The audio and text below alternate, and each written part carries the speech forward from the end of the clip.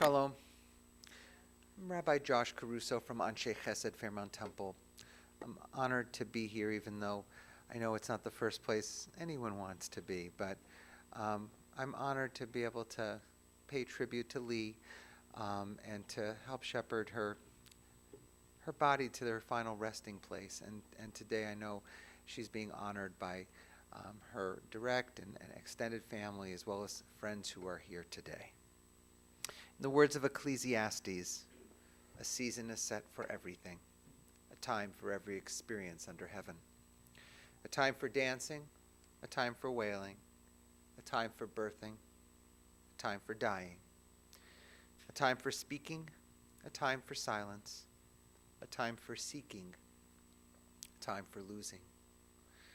The time of mourning is a complicated time, filled with many emotions, both bitter and sweet. We begin our service with the recitation of psalms and prayers, thus linking Lee's life with the 3,000-year-old tradition of the people Israel and the eternity of God. I invite you to join with me now in the recitation of Psalm 23. The Lord is my shepherd, I shall not want. He maketh me to lie down in green pastures. He leadeth me beside the still waters. He restoreth my soul. He guideth me in straight paths for his name's sake. Yea, though I walk through the valley of the shadow of death, I will fear no evil, for thou art with me. Thy rod and thy staff, they comfort me. Thou preparest a table before me in the presence of mine enemies. Thou hast anointed my head with oil. My cup runneth over. Surely goodness and mercy shall follow me all the days of my life, and I shall dwell in the house of the Lord forever. Share a modern meditation with you. After a while, you learn the subtle difference between holding a hand and chaining a soul. And you learn that love doesn't mean leaning, and that company doesn't always mean security. And you learn that kisses aren't contracts, and presents aren't promises. And you begin to accept your defeats with your head up, your eyes straight ahead, with the grace of a woman or a man, not the grief of a child. And you learn to build all your roads on today, because tomorrow's ground is too uncertain for plans, and futures have a way of falling down in mid-flight. After a while, you learn that even sunshine burns if you bask too much. So you plant your own garden and decorate your own soul instead of waiting for someone to bring you flowers. And you learn that you really can endure, that you really are strong, that you really have worth. And you learn, with every goodbye, you learn.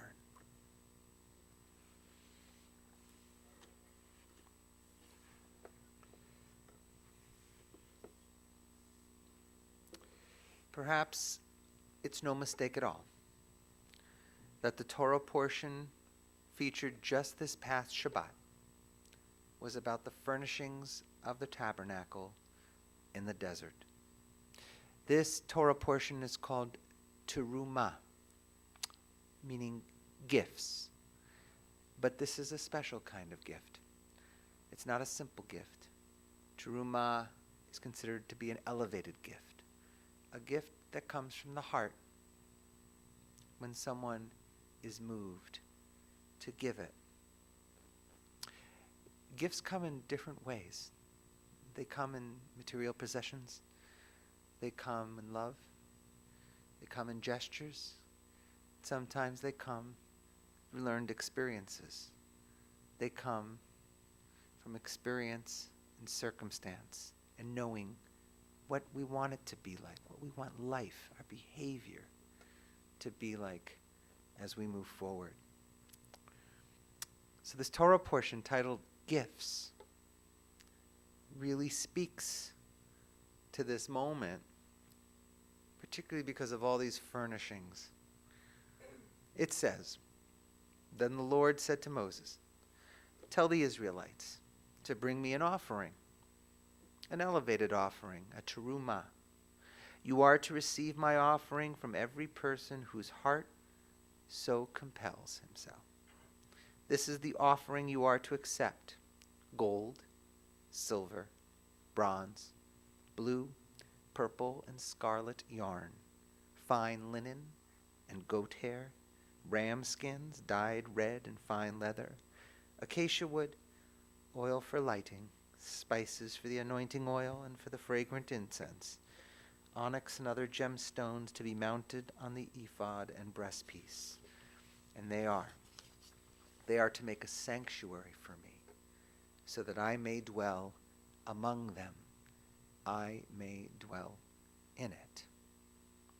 Indeed, when we make a life for those around us, we try to build a sanctuary, a place where they can dwell, and ultimately to find their own voice, their own selves. Leatrice Reichell would have really loved this part of the Torah. Think about it. All the fabrics and colors and metals, all dedicated to the creativity of the Israelites in the desert. Unlike the usual prescribed and obligatory sacrificial offerings so common to the Jewish people in their time, God instead requests that the Israelites make offerings as their heart so moves them. These gifts are in service of building a dwelling place of beauty worthy of God. Indeed, Lee was an artistic soul, weaving and sewing and painting and crafting together beauty in all forms. Always on the hunt for the right jewelry, the most fitting necklace, the bigger, the gaudier, the better. An indispensable resource to her family, always at the ready to sew, to hem, to repair whatever needed to be done. And she gained much of this experience working at a number of stores like Bobby Brooks and Higbee's and David's Bridal. Born in 1932 in Brooklyn, New York, to David and Frida Reichell, Lee was raised with her sister Enid. Her upbringing was not easy, with her family moving time and again for her dad's work. One of the founders of Bobby Brooks, her dad set Lee's love for fashion into motion, and she always wished she could have worked with him. But due to tragic circumstance, he died when she was only 14 years old. It is likely that Lee spent her whole life seeking family togetherness, companionship, because of that rough patch in her early life. As we think about it, there are moments, there are episodes that mark us, that dictate life for us. We could probably each roll back the videotape and recognize these moments that influenced us, changed us. And this circumstance, losing her dad, was hard for Lee. She loved family, and perhaps she really loved when family assembled and spent time together because of this circumstance. And some of those times she celebrated with preparing her Jell-O molds, or chicken soup, or eggs with her special omelet pan for breakfast on Sunday mornings. And even though she prized her independence, she was also very much in search of loving companionship. She cherished her grandchildren deeply, probably more than she could articulate. But boy, did she love you. And I know they all can't be here today, but I know her grandson, Zach, had prepared some words to share that we can actually hear now in her own voice. We asked the folks at the funeral home to cue the tape so we can hear Zach share some reflections. Some of my earliest and fondest childhood memories include my Grandma Lee. To this day, I still remember vividly the nights she would come to my house to watch my brother and I while my parents were away. We would begin with a long conversation in the kitchen where Grandma Lee would tell me exciting stories about her life. Sometimes we simply talked about our days. Other times she told me of her childhood in New York and how she would walk through the city with her father, commenting on the clothing and the styles they saw in the store windows. She told me of her projects, of which she had many, in pottery, clothing, and other forms of art. As a young child, I remember focusing much more on her big jewelry or her fancy purses, most of which she made herself. But as I grew older, I began to realize just how passionate and talented and special Grandma Lee was. After we caught up in the kitchen, we would play a game or do some fun activity together. Excitement filled me as she chased me around the house in a thrilling game of hide and seek. Other times, she would give me a lesson in drawing, teaching me how to draw staggeringly realistic flowers and silhouettes with just a pencil.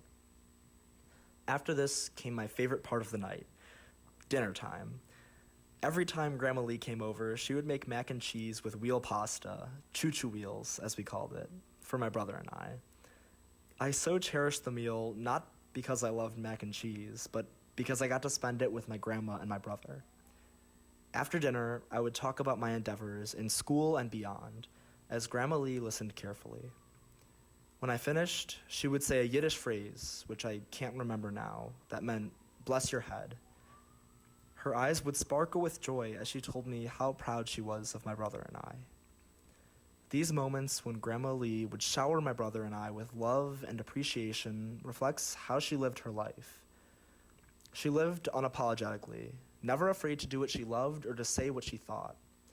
Most importantly, she always was more than willing to tell her family just how much affection she held for us in her heart. To have the unwavering support of my Grandma Lee was a beautiful, powerful thing to have in my life, for which I could never thank her enough. In many ways, Grandma Lee remains with us. There's no way she couldn't. Our family keeps her pottery throughout our house. Even I have a creation of hers in my room. In this way, through her physical impact on the world, she will always be here. In a less tangible way, however, her passion, her dedication, her enthusiasm for life will always remain with me as well. That sparkle in her eye I saw so many times in my living room as we talked, her endless love, that is something that can never falter.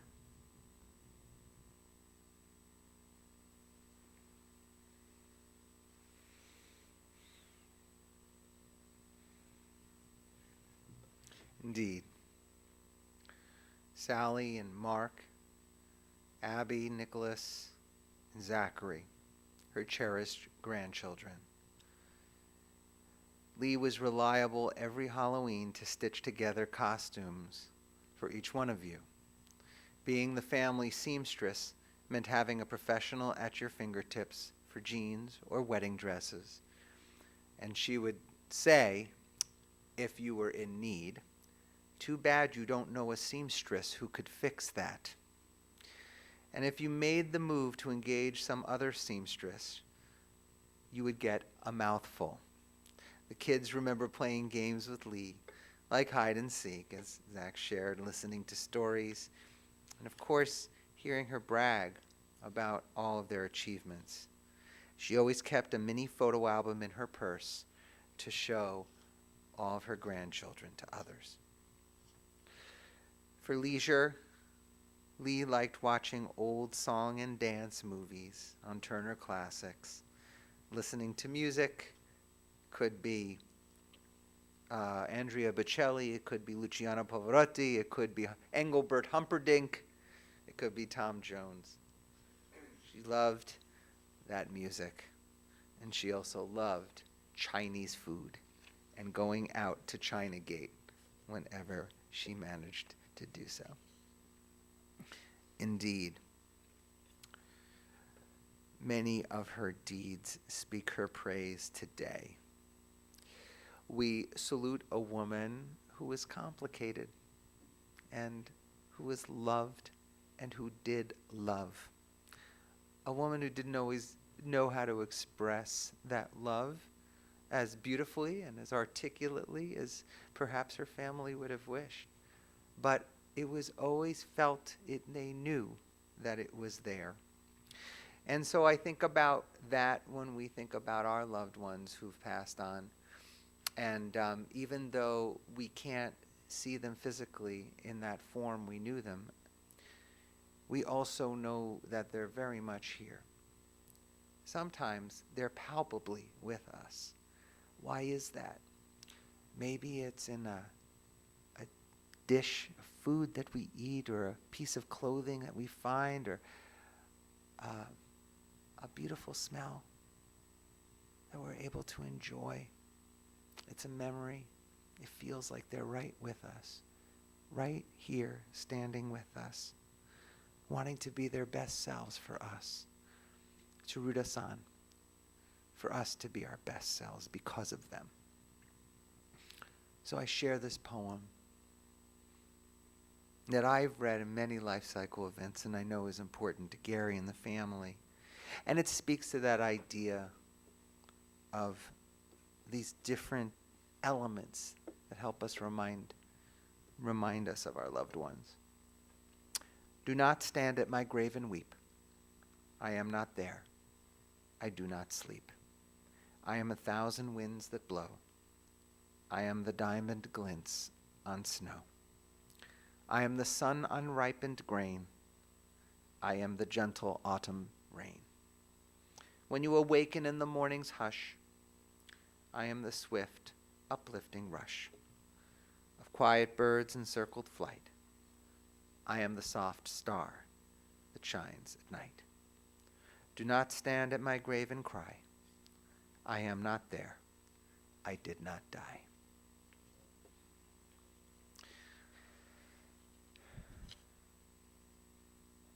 Zichrona livracha. May Lee's memory forever be a blessing, and let us say, Amen. I ask you to take a moment as we consider Lee's life and the many gifts that she's brought to each one of us.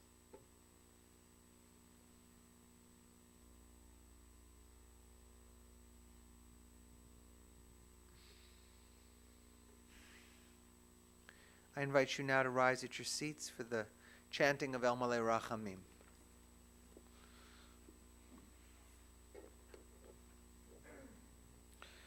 El Malei Rachamim, Shochein Bamromim, Hamsei Menucha Nechona, Tachat Kanfei Hashchina,